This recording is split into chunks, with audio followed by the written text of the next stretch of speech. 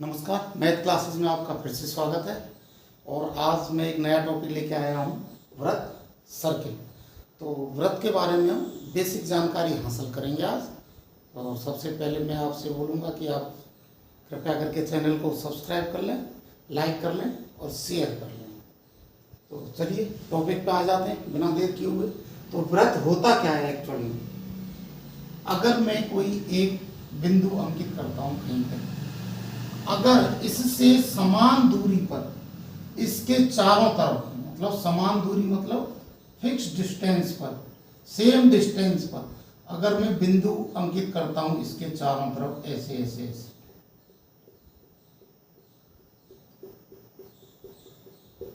और अगर फिर इन बिंदुओं को मिला दिया जाए ऐसे,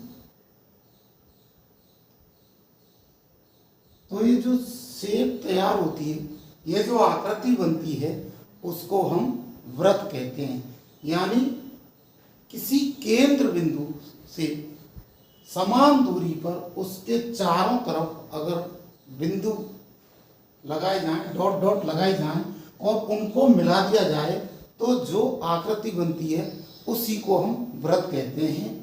ये 2D आकृति है। व्रत क्या है? 2D है, यानी इसकी लंबाई और चौड़ाई होती है, इसकी मोटाई नहीं होती। जिस तरह से मैंने इस बोर्ड के ऊपर ये बनाया है सर्किल, यानी पृष्ठ होता है इसका, एक सतह होती है। ये बाकी चीज़ों की तरह जैसे कोई मोटाई वाली चीज़ होती है उसकी तरह नहीं होती है। इसकी मोटाई को मतलब नगण्य माना जाता है, यानी शून्य माना जाता है। तो इस ऐसी आकृतियों को क्या बोलते हैं? हम 2D बोलते हैं। जैसे आयत होता है, वर्ग होता है, त्रिभुज होता है, वो भी सारी आकृतियां क्या होती हैं?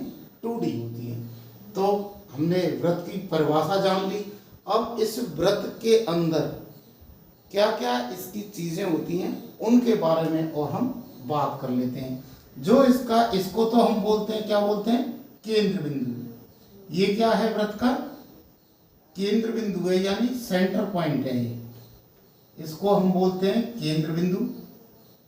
अब केंद्र बिंदु से परिधि तक अगर एक हम सीधी रेखा खींचें, कोई रेखा या रेखाखंड खींचें केंद्र बिंदु से, इसकी परिधि ये है, इसको बोलते हैं परिधि या सरकमफेरेंस। बाकी में पैरामीटर बोल देते हैं, आयत और वर्ग में या त्रिभुज में। और ये गोल आकृति होने के कारण, वृत्ताकार आकृति होने के कारण इसको क्या बोलते हैं? इसको परिधि बोलते हैं, इसको सरकमफेरेंस।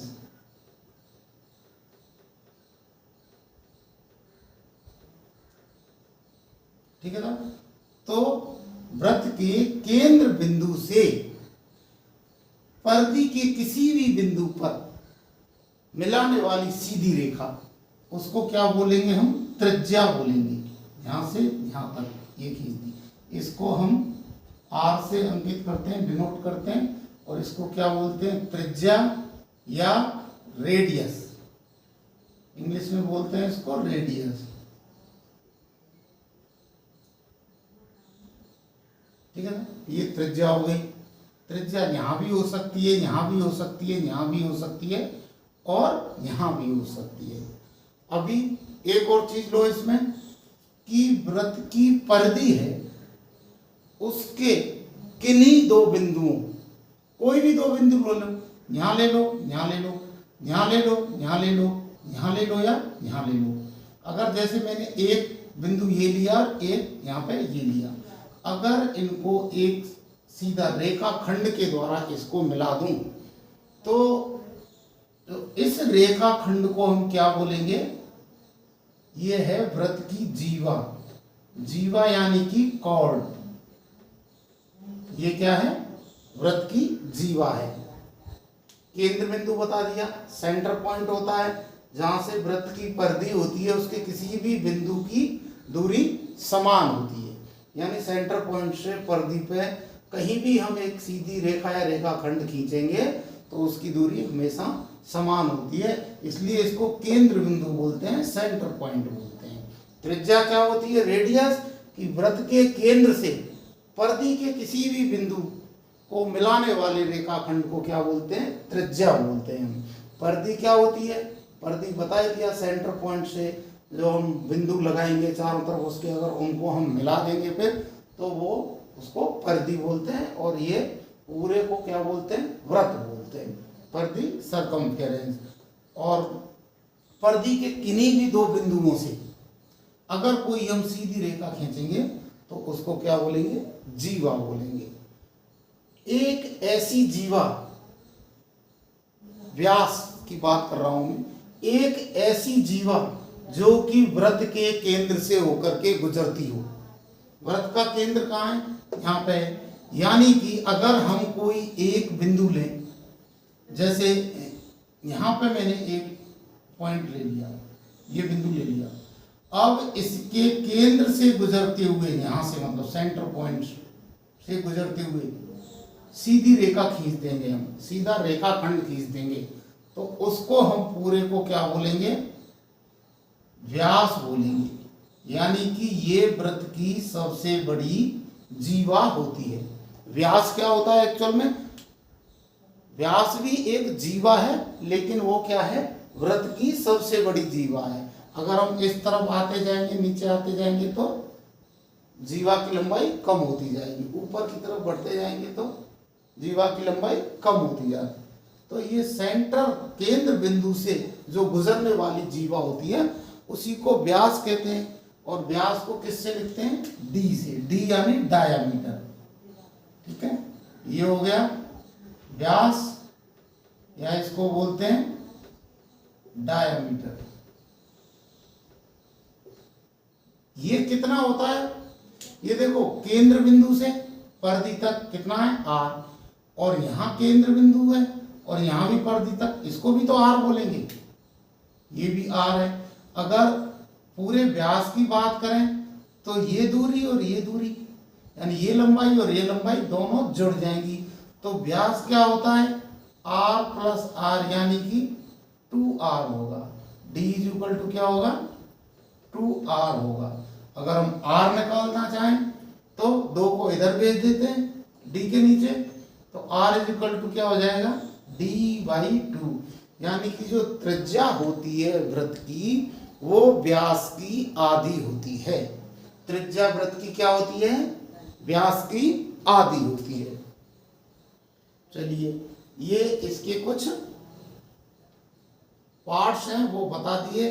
जैसे हम इंसान हैं, हमारे एक नाक होता है, मुंह होता है, 2 कान होते हैं, 2 हाथ होते हैं, 2 पैर होते हैं, उसी तरह ये वृत्त के पार्ट्स हैं जो क्या क्या चीजें इसमें होती हैं।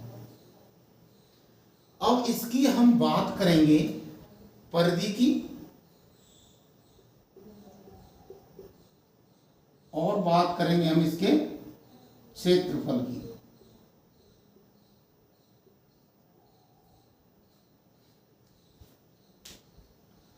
परिधि क्या होती है वृत्त की? अगर बहुत सारे वृत्त लिए जाएं, बहुत सारे क्या लिए जाएं? वृत्त लिए जाएं, तो उनकी जब परिधि को मापा, अगर हम जैसे ये कोई रिंग है, इसको हम यहाँ से कहीं से कट कर दें और फिर ऐसे इसको, इस तार को, वायर को क्या है, लंबा कर लें हम, तो उसकी लंबाई को मापें कितनी आती है, तो वो एक रैखिक दूरी हो जाएगी, सीधा हमने लंबा कर दिया। लेकिन ये वृत्ताकार है, वृत्त में है, तो ये वृत्ताकार डिस्टेंस है, एंगुलर डिस्टेंस है ये इसकी। तो अभी हम जैसे बहुत सारे वृत्त लिए हमने, एक छोटा लिया और बड़ा लिया, इससे भी बड़ा लिया, इससे भी बड़ा लिया, तो ये एक्चुअल में वृत्त की परिधि का फॉर्मूला होता है 2πr। 2πr कैसे आया? देखो, जब इनको सारों को काट करके इनकी रिंगों को, लंबाई को, इनकी लंबाई को मापा गया, तो इनकी जो लंबाइयों में जो संबंध आया, क्या संबंध आया कि अगर हम इसकी त्रिज्या है जितनी, उसको डबल कर दें और 22/7 से मल्टीप्लाई कर दें, तो वो उसकी परिधि के बराबर आ जाता है। यानी जो इसकी जो परिधि थी उनमें क्या संबंध पाया गया कि अगर उसकी को किसी भी व्रत, ये व्रत, ये व्रत, ये व्रत, इसकी त्रिज्या को 2 गुना कर दें और 22/7 से गुणा कर दें, तो जो हमने इसको काट करके जो लंबाई मापी थी, जो हमने इसकी लंबाई मापी थी, उसके बराबर आ जाती है।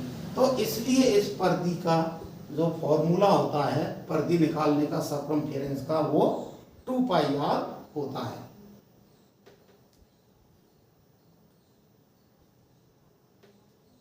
इसको मैं मिटा देता हूं एक बार। परिधि के और भी पहलुओं के बारे में बात कर लेते हैं, किस किस तरह से क्या हो सकता है। ये वृत्त है, ये इसका केंद्र बिंदु है, ये क्या है, r यानी त्रिज्या है, ठीक है।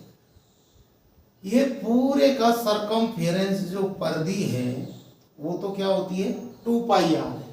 अगर सवाल एग्जाम में दे देता है कि अर्धवृत्त की त्रिज्या क्या, अर्धवृत्त की परिधि क्या होगी, तो आधे वृत्त की अमूमन लोग क्या करेंगे, 2πr में 2 का भाग दे देंगे, क्योंकि वृत्त आधा हो गया तो उसकी परिधि भी आधी हो जाएगी। लेकिन परिधि का मतलब होता है चारों तरफ की माप। जैसे ये वृत्त है, अगर मैं इसको आधा करूं, मैं छोटा डायग्राम बना रहा हूं अभी समझाने के लिए, एक पोर्शन ये हो जाएगा और एक पोर्शन ये हो जाएगा। मैंने थोड़ा सा इसको अलग अलग कर दिया है काट करके। तो जब जो सर्कमफेरेंस निकालते हैं या परिधि निकालते हैं, वो उसका चारों तरफ की बाउंड्री वॉल है, उसकी लंबाई को निकालते हैं।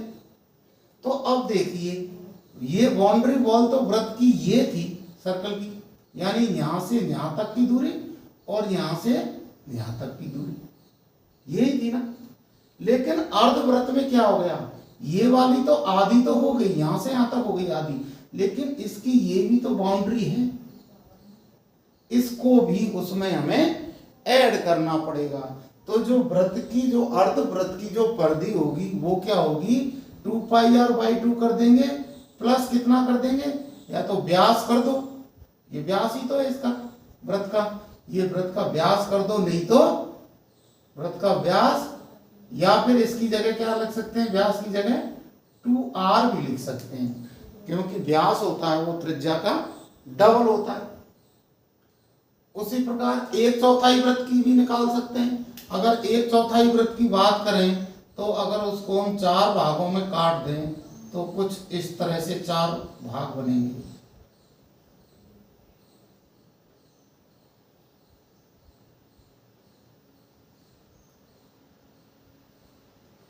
अब अगर 1/4 वृत्त की परिधि की बात करते हैं, 1/4 वृत्त की परिधि,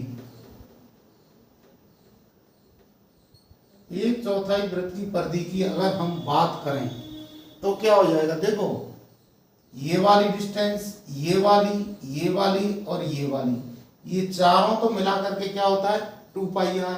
तो अगर हम इस हिस्से की सिर्फ बात करें, हमें तो इसका निकालना है, तो ये तो होगी, यानी कि 2πr/4, 4 से भाग दे देंगे, ये कितना होगा 2πr/4, प्लस क्या होगा, प्लस यहां से यहां तक क्या है, ये त्रिज्या है वृत्त की, और ये क्या है, वृत्त की त्रिज्या है, यानी प्लस 2r और हो जाएगा इसमें। तो इस प्रकार हम कितना भी दिया हुआ हो इस प्रकार दे दिया, आधा वृत्त है, 3/4 वृत्त है, या फिर 1/4 वृत्त है, तो उसकी हम परिधि या सर्कमफेरेंस आसानी से निकाल सकते हैं। अभी एक दूसरे तरह के सवाल और बनते हैं इसमें, कि अगर एंगल दे दिया हो, अगर क्या दे दिया हो, कोण दे दिया हो, हमको ये नहीं बताया गया कि ये अर्धवृत्त है या 1/3 है या फिर ये 1/4 है, सिर्फ हमें क्या दे दिया, एक एंगल दे दिया। जैसे ये वृत्त है कोई, ये इसका केंद्र बिंदु है, ये इसकी क्या है, r दे दी। अभी यहां पे एक थीटा एंगल दे दिया, थीटा कितना है 30 डिग्री, थीटा कितना है 30 डिग्री है। अभी बोल दिया जो ये एंगल बन रहा है 30 डिग्री इसका, तो यहां से यहां तक की क्या निकालनी है हमने, परिधि निकालनी है सिर्फ इसकी। तो कैसे करेंगे, देखो ये पूरा वृत्त कितना डिग्री कवर करता है, 360 डिग्री कवर करता है, 360 डिग्री कवर करता है। अगर यहाँ से हम ऐसे यूं पूरा सेंटर से ऐसे घूम करके वापस आ जाते हैं तो कितना होता है, 360 डिग्री होता है। यानी कि जो परिधि होती है वृत्त की, जो 2 पाई r है, उसको हम ऐसे लिख दें 360 डिग्री बटे 360 डिग्री, यानी 360 की पूरी की निकाल रहे हैं 360 डिग्री की, तो 360 से 360 कट जाता है और 2 पाई r बच जाता है।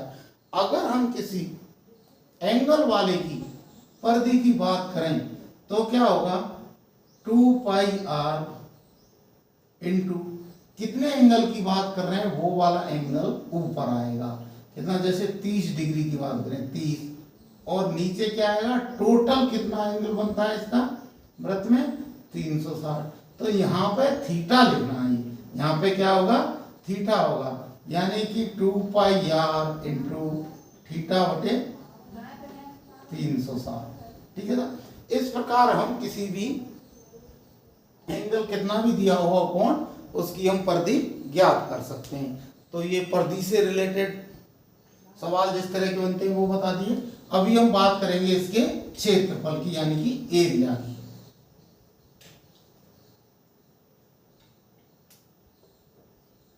मैं दोबारा से एक वृत्त बनाता हूं।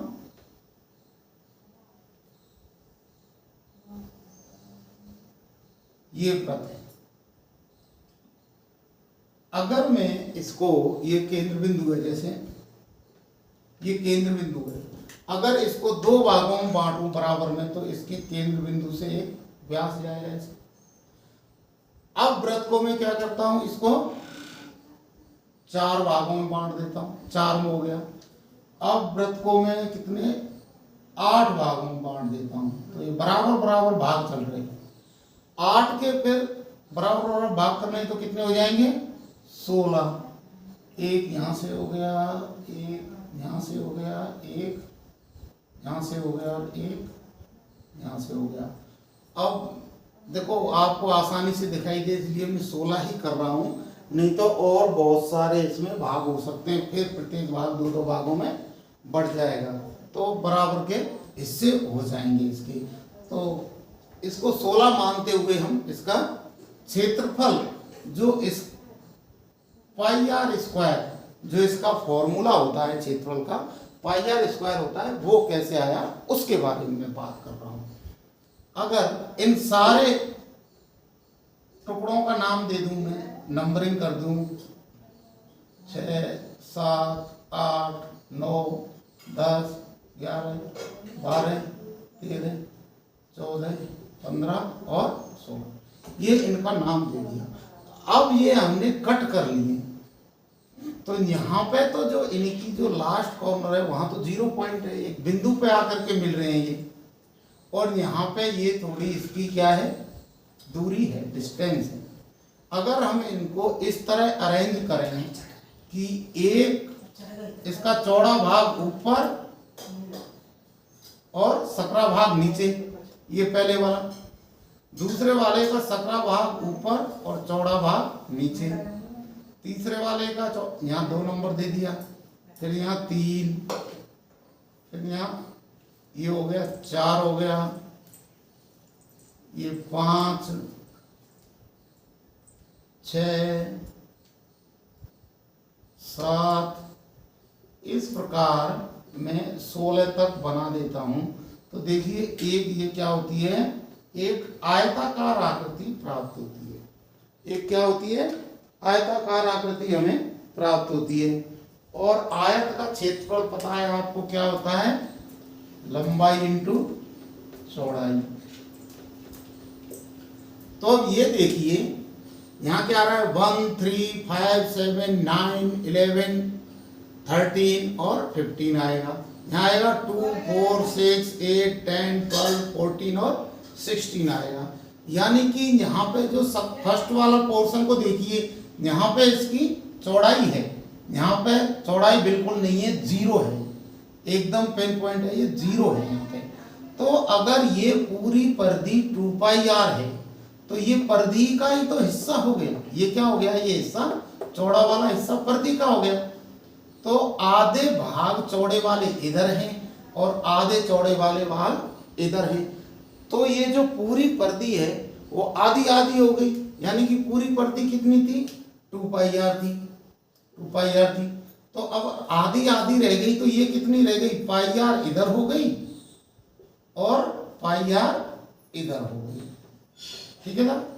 और ये क्या है, ये तो वृत्त की त्रिज्या है, ये वाला भाग, ये क्या है, वृत्त की त्रिज्या है। तो इसकी जो ये आयत बना, इसकी चौड़ाई कितनी हो गई, r हो गई। आयत का क्षेत्रफल हमें पता है, लंबाई इंटू क्या होता है, चौड़ाई होता है।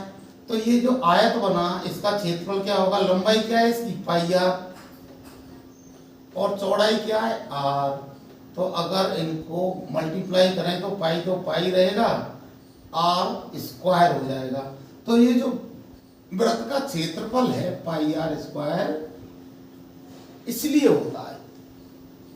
आप इसका एक बार स्क्रीनशॉट ले लीजिए, फिर हम आगे चलते हैं।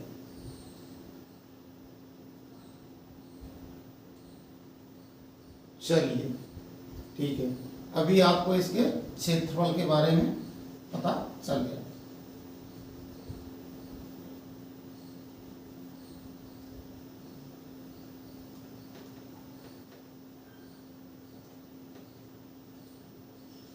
अगर कोई परीक्षा में सवाल आ जाता है कि एक बड़ा वृत्त है और एक क्या है, छोटा वृत्त है,